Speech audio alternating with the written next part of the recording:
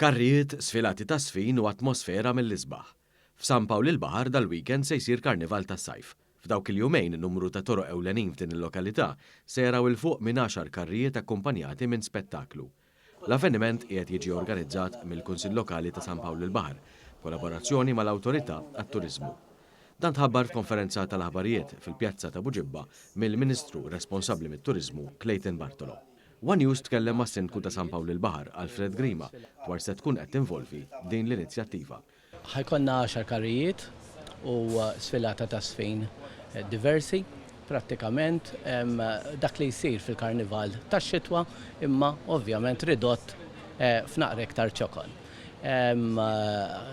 Qed jittieħed b'serjetà kbira da bħal mada, dejjem kellna l-grazzja Alla suċċess. L-iskop tal-Kunsill huwa li bl-għajnuna diretta tal-Ministeru tat-Turiżmu u l-MTA inkomplu nagħtu lill-lokal tagħna aktar diversità ta' attivitajiet. Il-Karnival tas-sajf ta' San Pawl il-Baħar se jibda fis-7 ta' filgħaxija u jibqa' sejjer sa bil-lejl. Ovvjament da jibda s-sibt fis-7 ta' filgħaxija u jispiċċa bejn wieħed u ieħor xi 11.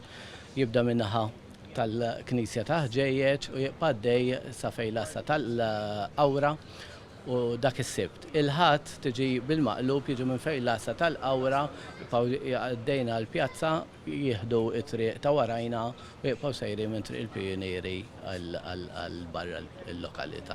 Min-naħa tiegħu il-Ministru għat-Turiżmu Clayton Bartolo tkellem dwar l-importanza li tkompli tissaħħaħ in-niċċa tat-turiżmu tal-familji.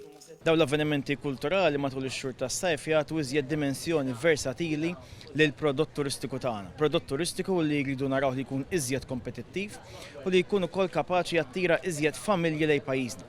U għalhekk in-niċċa tal-family tourism qiegħda tintlaqat bi sħiħ hawnhekk dan il-Karnival tas-sajf organizzat mill-Kunsill Lokali ta' San Pawl il-Baħar flimkien mal-Awtorità Maltija tat-Turiżmu sabiex bekk naraw nkun qed nagħtu iżjed opportunitajiet lill-artisti lokali u fl-istess waqt inkomplu noħolqu attrazzjoni turistika oħra unika f'pajjiżna.